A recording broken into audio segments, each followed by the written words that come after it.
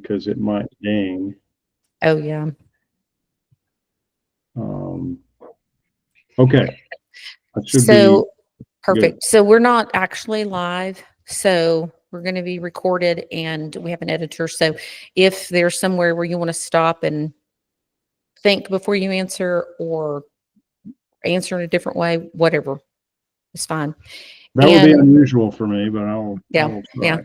Yeah. So also at the end of the podcast, if I can remember, I like to ask if there is someone that you think other people should know about.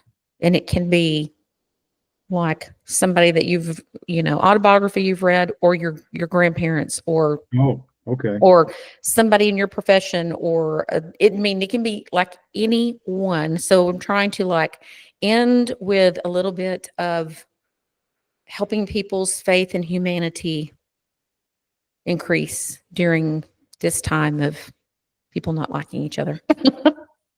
Yeah, no kidding. No kidding. So It's a daily challenge. yeah, Sure. it is. Happy to do that. Okay, great. And so I'll just start off and do a little intro, and then after we're kind of through talking, and I say thank you for coming and everything, then I'll do a little outro thing. Good. Does that sound okay? Oh yeah, all fine. And it doesn't matter to me, but is this recording audio or only, or audio? It's going to be both. So on Spotify, it'll just be audio, but on YouTube, it'll be audio and video. Okay. So farmers will watch YouTube before they listen to podcast. So it helps us to catch a little more of an audience that way. Yep. Sounds good to me. Mm-hmm. Okay. All right. Are you ready? Okay. All right. Yes, I am recording. Got recording going. Yep. Thank you for reminding me. Hello, friends, and welcome back again to another episode of Conservation Stories. This is Tillery Timmons-Sims, and as you probably know, I'm your host here for Conservation Stories, which is a podcast that's sponsored by the Sandhill Area Research Association, or SARA as we call it. And SARA is involved in all kinds of things that have to do with, in general, human flourishing. So any kind of ecosystem that impacts how we live our daily lives and how they are impacted for good or ill, we want to make you aware of those things. So one of the controversies earlier in the year, which has poof gone now, was the purchasing of easements, or purchasing of land to increase a wildlife preserve that is close to eastern New Mexico, which I think that project has been canceled. But it created an awareness for me of easements and kind of some of the confusion around easements. And so Jim Bradbury, here's our guest today, he is an expert in easements. And I can't remember, Jim, who told me that I should talk to you. Well, I hope it was somebody reputable. I think it was. It might have been Stephen Rockwood, but I'm not sure. Anyway, so I just want to educate. You're our fifth podcast recording for today, so we've been a marathon today. And earlier we recorded conversation with a man from Canada who has a program. It's similar. I think of it as similar to the structures like the soil water conservation districts. But it's not a federal program. It's voluntary. There's about 40 something of these groups of farmers, and they offer alternative land use. So they put conservation on the ground in different ways, the ways that they have structured and set up for their area. And then corporations and local folks invest in that, and then the payments go every year directly to the farmer. Okay. It's not a cost share program like we would see with NRCS. It's not an easement. They can get out anytime. But it's a agreed upon, farmer-led, principle-based conservation that uses their farmland to offset damage being done to the environment in other areas. I like that. I think that's kind of a fascinating model.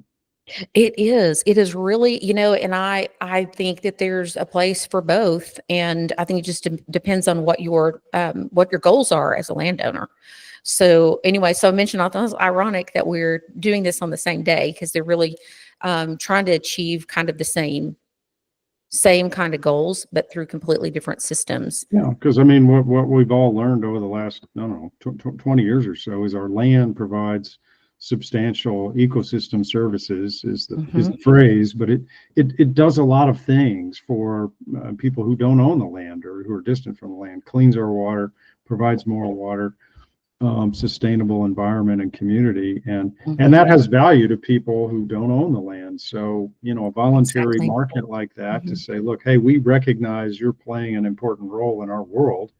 Let's set up a structure where we can compensate you for that and ensure they can economically continue to do it. I mean, that's a great model. Yeah, it makes a lot of sense to me. There's some movement towards, paying, like Lacey Vardaman, who started our organization. She gets paid a premium from J. Crew Madewell for per bale. They agree on so many bales of cotton that they will pay a premium on, whether or not they buy it or someone else buys it. And that's based on, her farming practices. So she has a lot of data that she's acquired through the years, through some real robust research on the soil health, microbial life, water infiltration, and water soil holding capacity, and that kind of stuff. And so, but what happens is you have a verifier that's both sides are paying a verifier, at least one verifier, and sometimes you're paying more than one verifier depending on what you're trying to certify. And so this way, this is like, this is more relationship based, because you're working directly with a farmer. You don't have that go between, that certifier who's really taking a chunk out of the profits, that the farmer could be having. And there's ways for farmers to get things verified for, we got all kinds of remote sensing capabilities. What do you want to find out? We can get that information you want from NASA. What's going to be more secure than getting information from NASA? Right.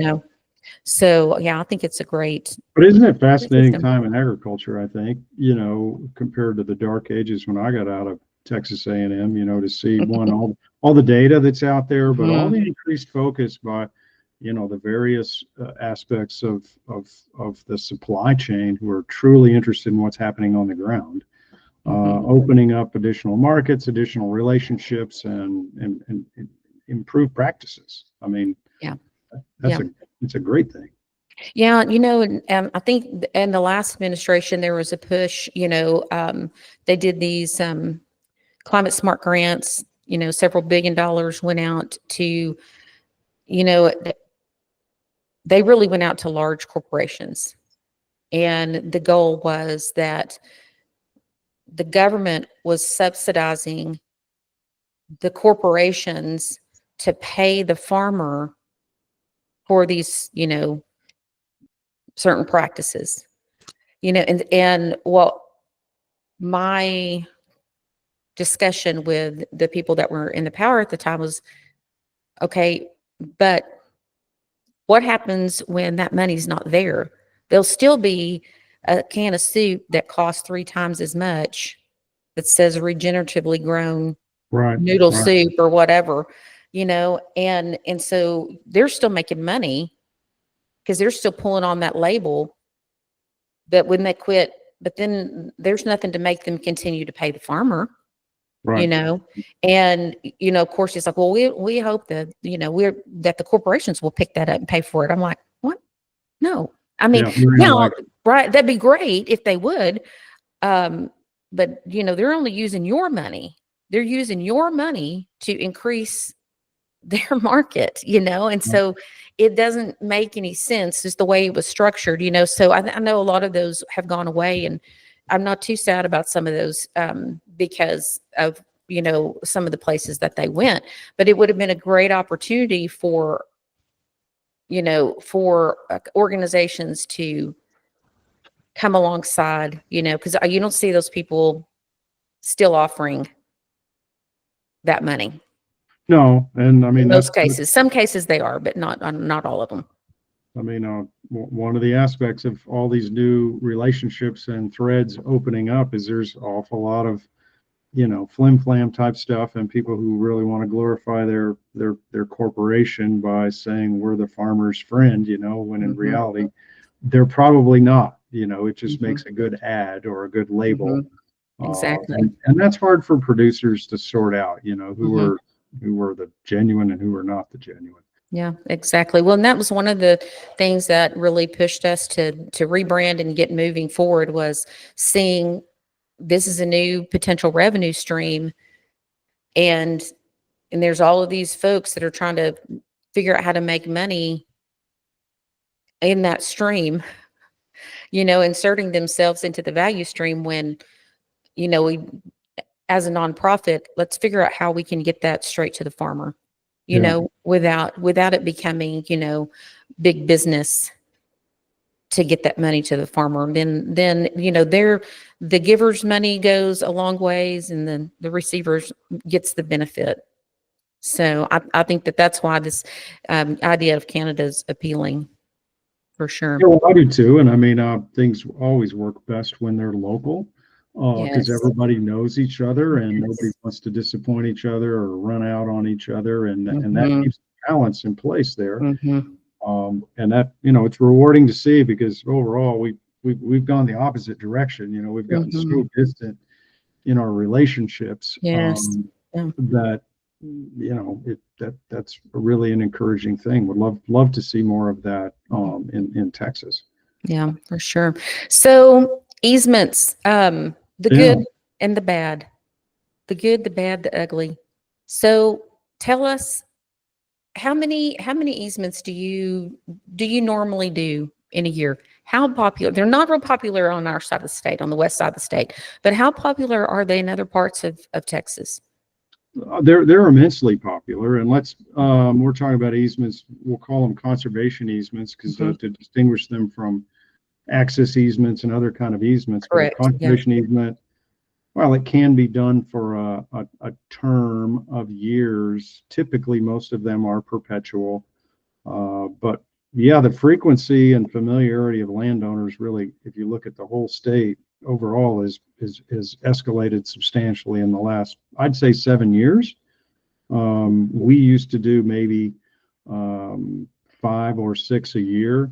We're probably doing 13 to 18 a year now. Wow.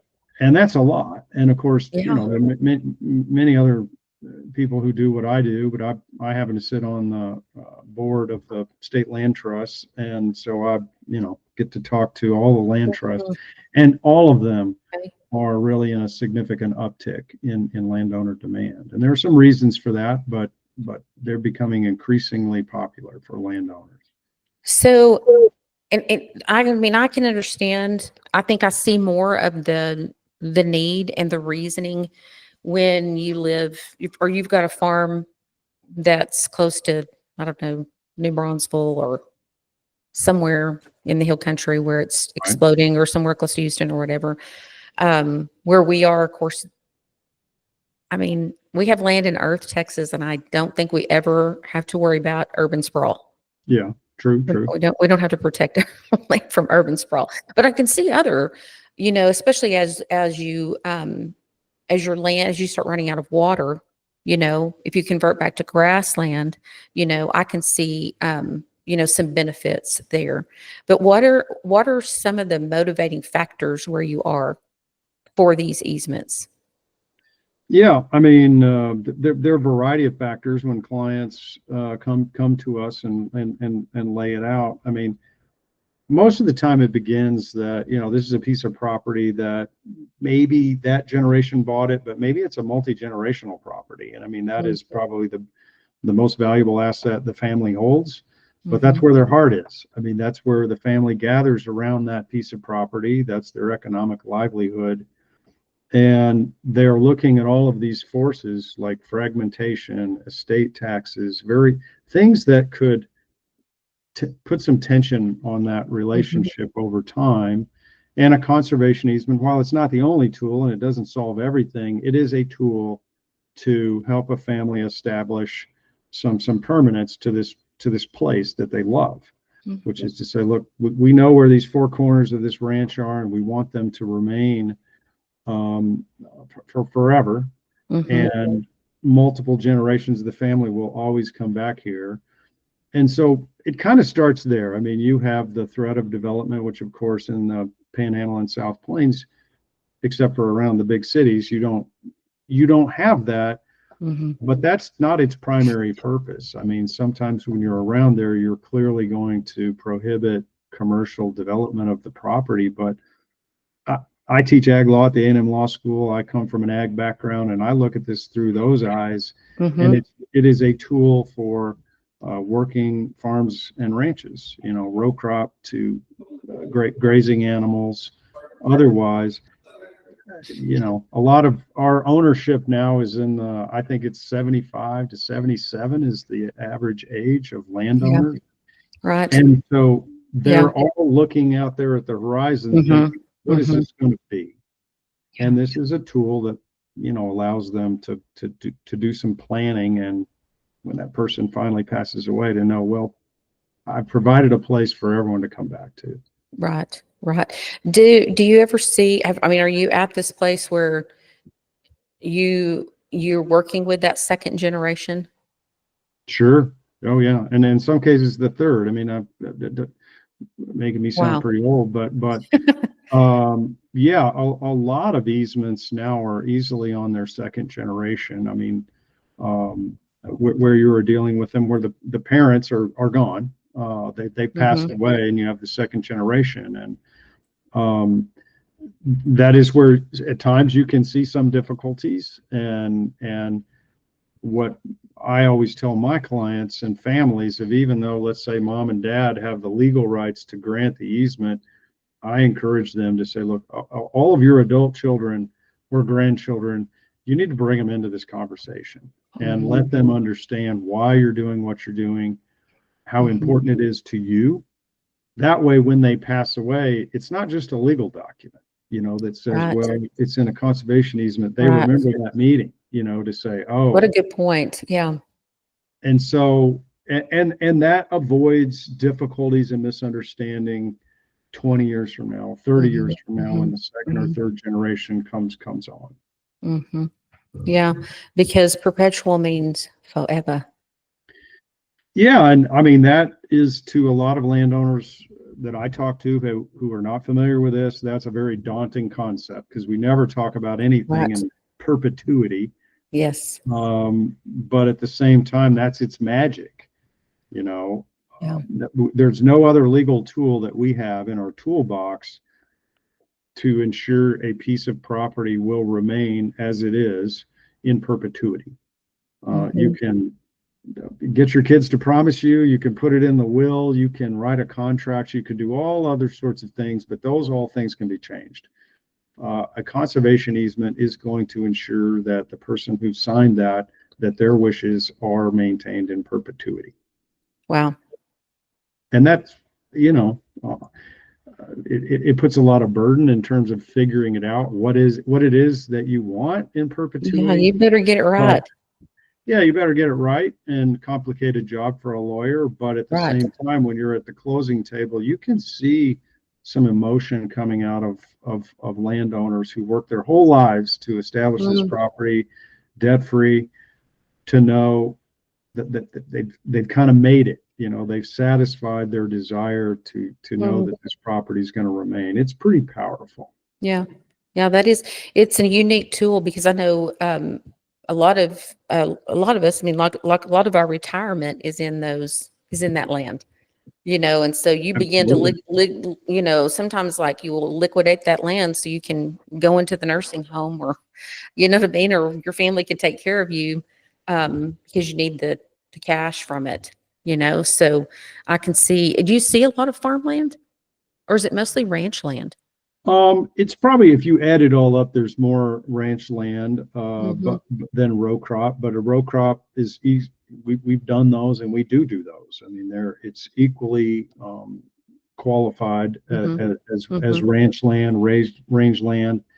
And of course, there are categories of land that are not neither ranch nor farm. You know, there are a lot of projects that are done along the Gulf Coast that aren't really. They may graze some there, but it's not prime grazing land. Hmm. That it's done Okay. for coastal Coastal resilience. You know, Okay. accepting Mhm. the force of hurricanes and otherwise. And so it does not have to be a true farm or a true ranch in order Okay. to qualify for an easement. So where does the money come from? Well, good question. Several sources. I mean, let me step back a bit. When you do Now, this I was going to say, transaction, might be a good idea for people that don't really know where. Can you just give us a straightforward definition of an easement? yeah, sure. Conservation easement is, it's a legal document, and what you're doing is you've got to have a counterparty. Okay, the counterparty typically is a land trust, who are nonprofit entities. We've got over 30 of them in Texas, whose sole purpose is to work with landowners and develop conservation easements, and then they become the holder, right? So you convey these rights to that holder. It doesn't have to be a land trust. It can be a governmental entity. That could be a federal, a state, or a county, or even a city. But so you've got two parties to that transaction. And in brief, what you're doing over time is preparing the detail in that instrument that says, look, we are going to convey away certain rights that we have, and we're going to reserve certain rights that we have. And this is going to be recorded, like every easement, at the courthouse. And so it runs with the land. So you're free to sell the property in the future to anybody or pass it on to your kids.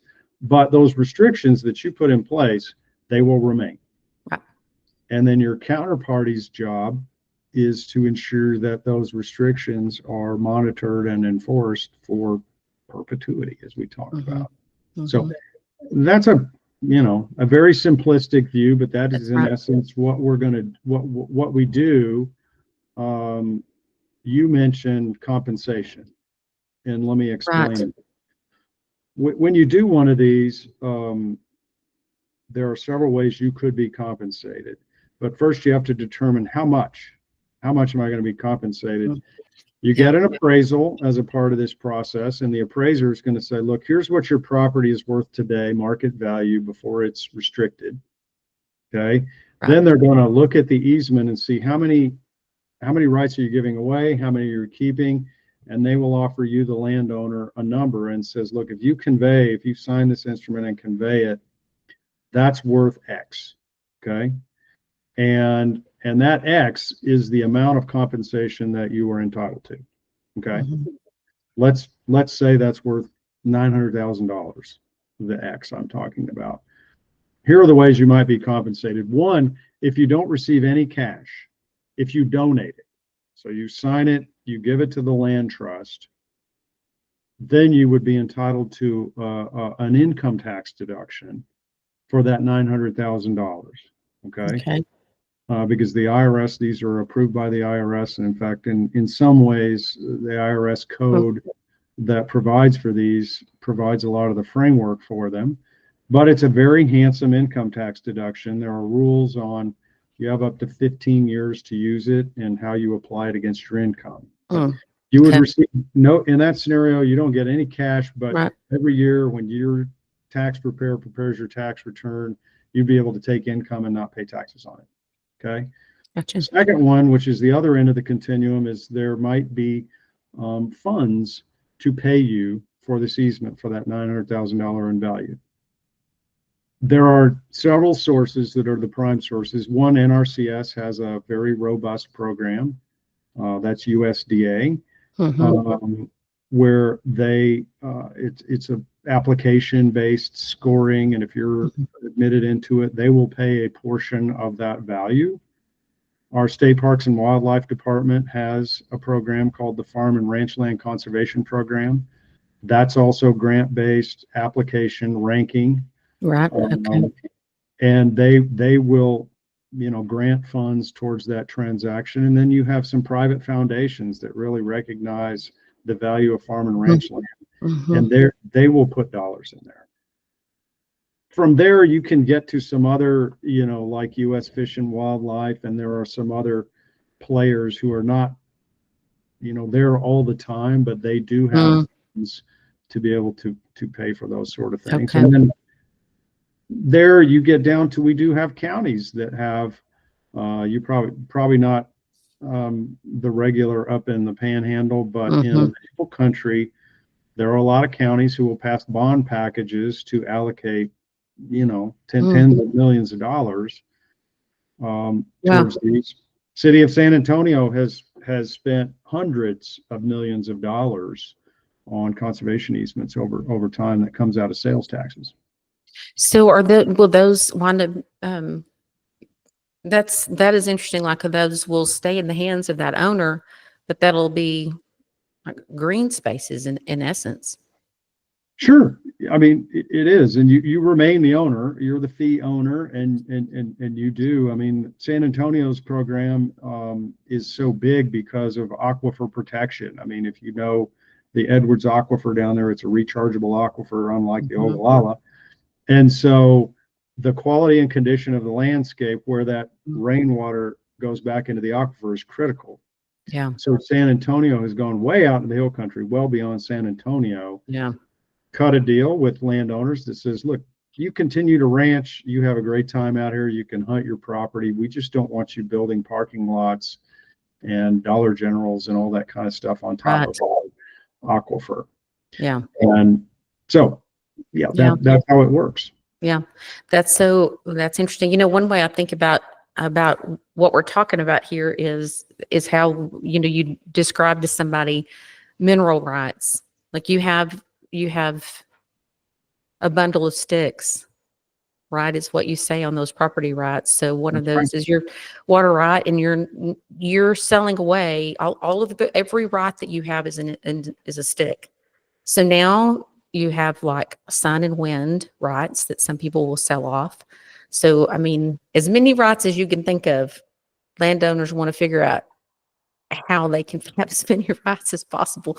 Yeah. So you're just selling off a few of those sticks, and you're right to say that this is the reason that this is different than putting it in a will or anything like that, is because it's just like if you sold the surface of your land, you wouldn't go back in 10 years or whatever and say, changed my mind. Yeah. I'll take that back now.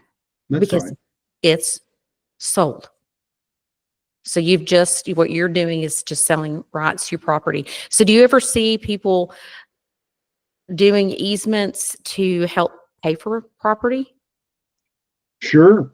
Variety of scenarios. I mean, it's an estate planning tool. I mean, we work with will and trust attorneys who are working with families, that it's a tool that can be used for estate planning.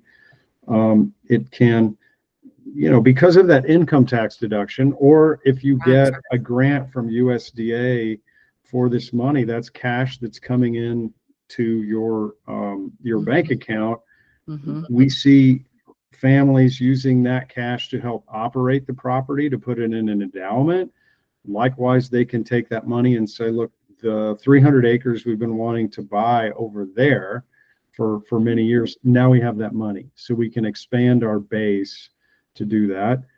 Right. I've likewise seen it used by elderly parents pass away. You've got two siblings, one lives in the city, one wants to stay on the ranch, and they have to figure out, how are we going to separate that? And this transaction oftentimes can be a tool for that. I've dealt with siblings that, one doesn't care about the property and one really does, but doesn't have the money without selling the property to compensate his sibling. This is a technique that would allow you to use cash or tax deduction or some combination of the two to compensate that sibling who wants to live in Dallas versus, Muleshoe. Yeah. Yeah, exactly. Interesting. That is, I don't know. It's fascinating. So, the reasons that people are, I don't use the word afraid, but that might actually be the best word, have a strong dislike for easements. Not only do they not want an easement on their property, they don't want you to get one on your property either.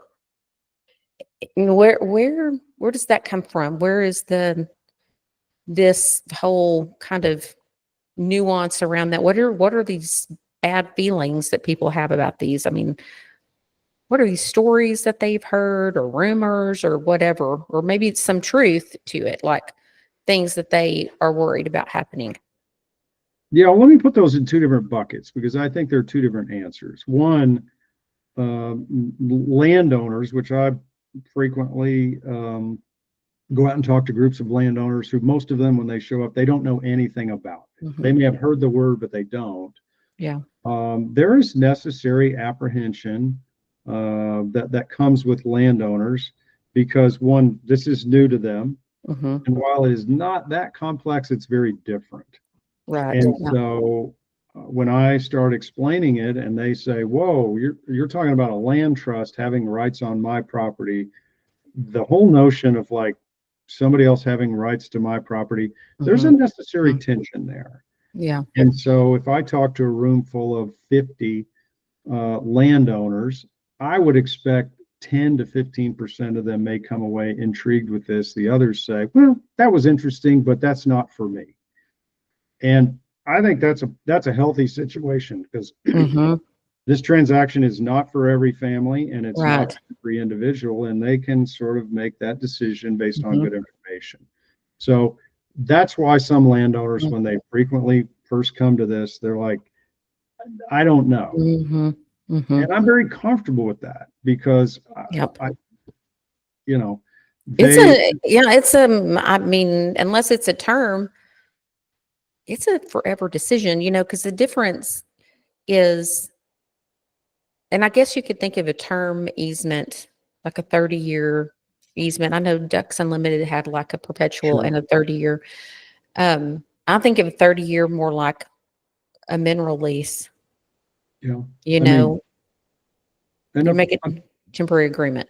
a term helps some people, but I I feel like that scenario is working itself out. People are gathering information, hearing more about it. They're getting curious. Maybe a neighbor did it and they find out more about it. Where those landowners who are suspect, where the light really comes on is when they hear from other landowners, right? Because nobody wants to hear from a lawyer.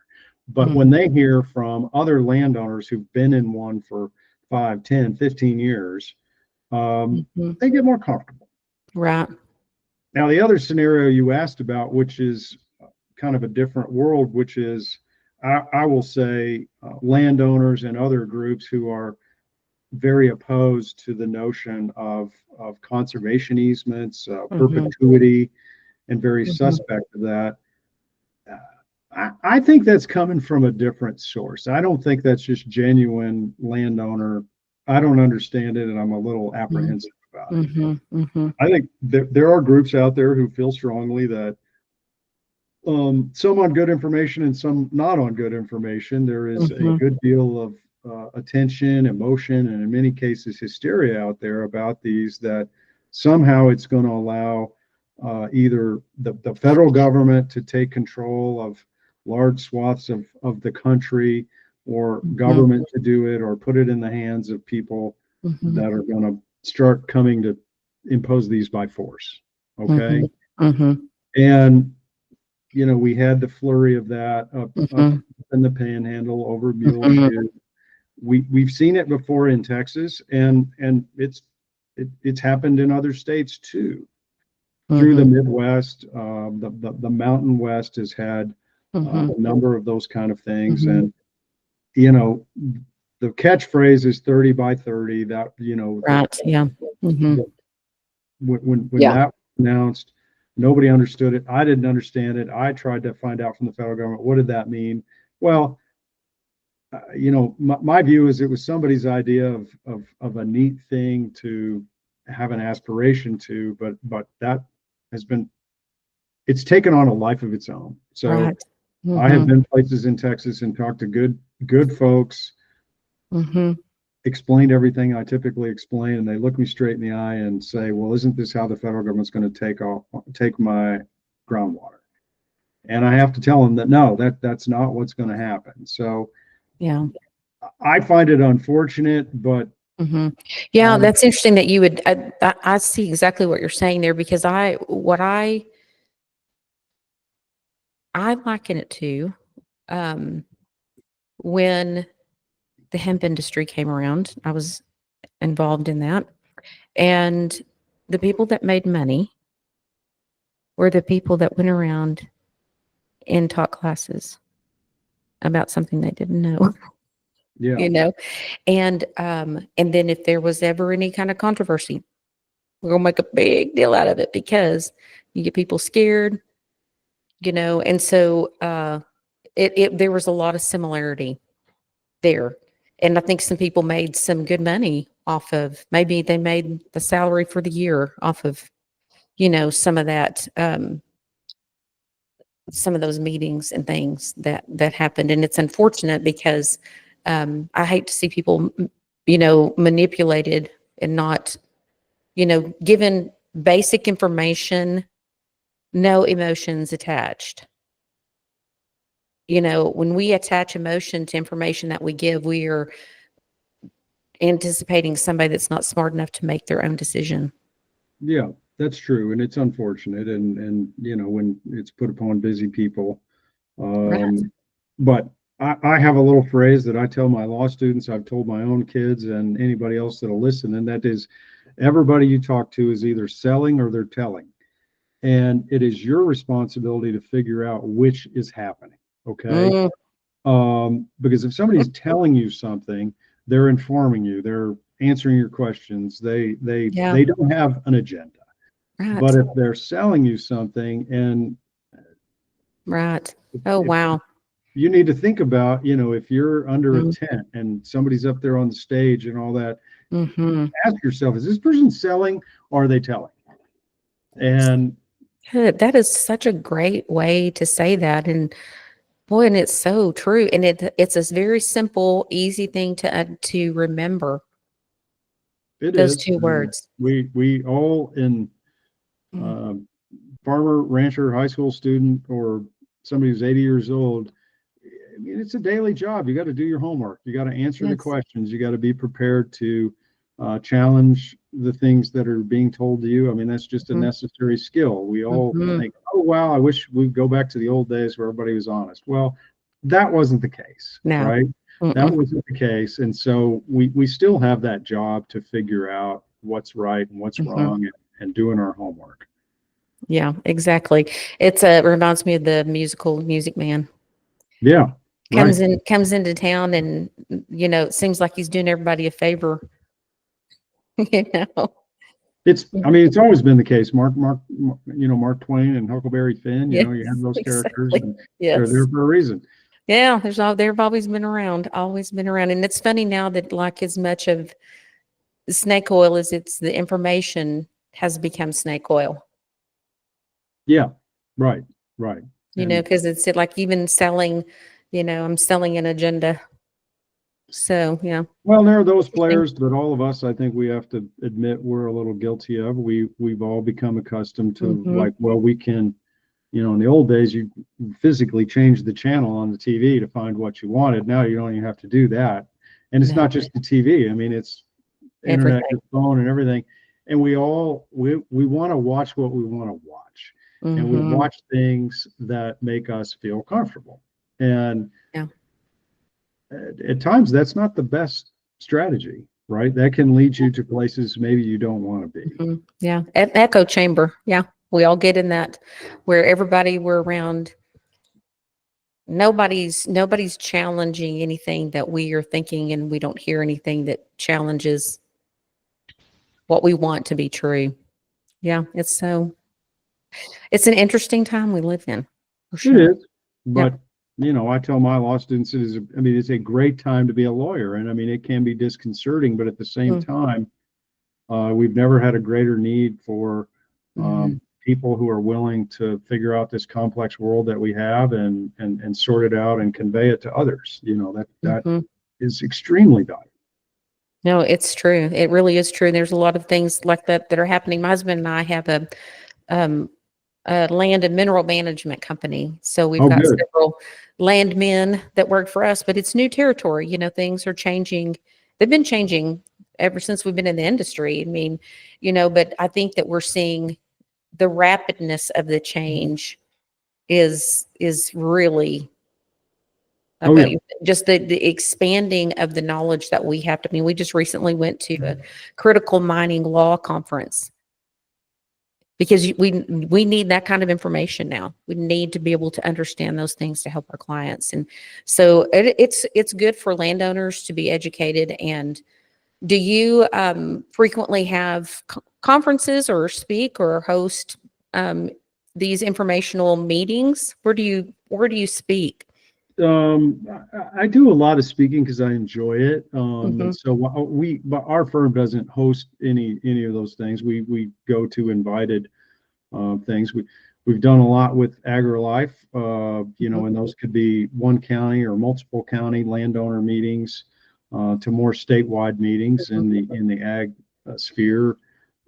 Frequently go and speak to trade associations in the ag world.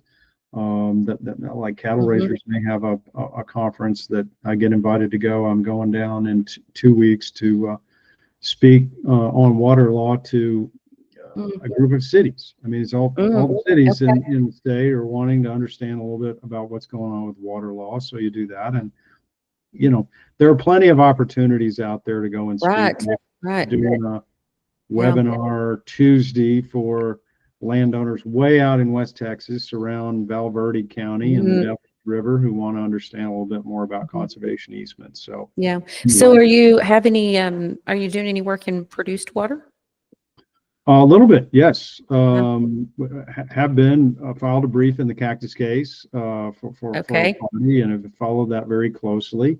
Yes. And just finished a podcast with Tiffany Lashmit on that. Oh, yeah. So we sort Hmm. of fleshed out a lot of those issues. Hmm. But boy, as you know, if you're in mineral management, I mean, that's a story we're just getting started on. Yeah. We have a long ways to go on Hmm. that. We really do. But we are, of course, we're, an ag community right on the edge of all that water that's being just shoved down into the earth. And we're like, God, we need that water. Right, right. We got to figure this out because Well, we need that water. technology has delivered us, Yes. some good opportunities. Hmm. Um, the Well, producer, and we know we've got a Clean Water Act where we know what we have to what clean water looks like. right, And so it's not like there's not some guidelines out there. But even besides not even drinking water, I mean there's some baseline things that could be used for that would be so beneficial. So I didn't realize that you were a water law person also. I do. Just I love water. I love water. that is going to be, to me, it's going to be more valuable than oil at some point. I think it already is. I think it already. Yeah, we've Yeah, already crossed over. yeah. Okay. I think Yeah. so. Well, I appreciate your information and being willing to share it with us. Sure. And I hope that people will think about it. Something that is happening here, rather than easements. I visited with a third person in like a 3-county area that's wanting to put part of their farm into research because there's so many Very good. changes that are happening now. And so we've got uh, one um, one that's already in Cochran County, and then one that a guy is hoping to raise funds for some family land in Terry County, and then another one in Lamb. Wow, that's wonderful. So yeah, so that is something, and I know that like there's been a little bit of a struggle, getting those things figured out. So that's an area of how do we make certain that we've got enough time here if we've got a 10-year, because these are ag research. These aren't things that you're Right. gonna do them over a decade, and so how do we make certain that this continues to move forward and doesn't get stopped? after 2 or 3 years or 7 years when we need it to go 10, so those are some interesting things I think that are happening. I think we'll see more of that, on the high plains, because a lot of folks are, they're at that 77-year-old. They want to leave some kind of legacy behind. And I think that's a great way for them to be able to do that. They do. And I mean, we have to continue that, because the successes that we enjoy now are a product of research that our forefathers did decades ago. And, it gives us better practices. It enhances technology, lets the private sector assist us, because we're all going to have to do more with less in the future. And that research and technology is what's going to let us do it. Yes, exactly. Exactly. Well, thanks again. I appreciate it. And before we go, let me ask you, who is someone you think our listeners should know about? Yeah, probably a long list, but you don't have that kind of time. But I will give you the name of Wendell Berry. I don't know if you're familiar with Wendell Berry. Yeah, I mean, my law class starts in January, and the first class is a broad overview of agriculture and all those. And I ask them to read a couple of essays from Wendell Berry, because I think he just turned 91 the other day. He did. He just had a birthday. Yeah. But if you're into agriculture in any element, that's who I would point someone to.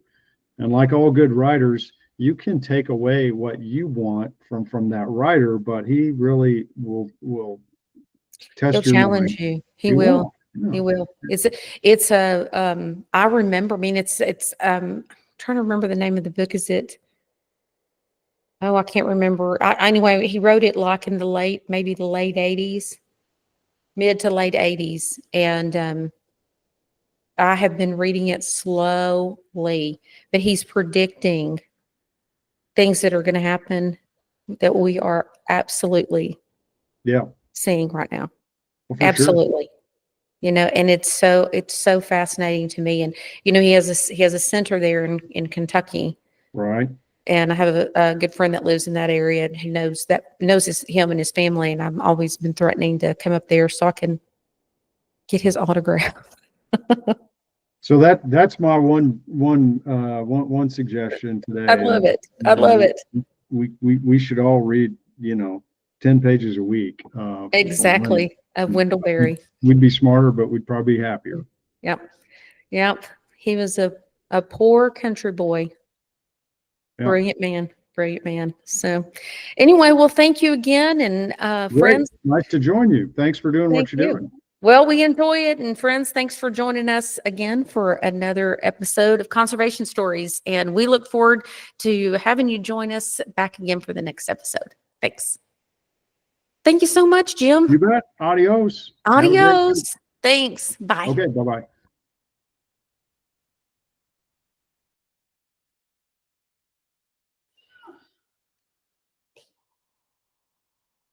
You did it.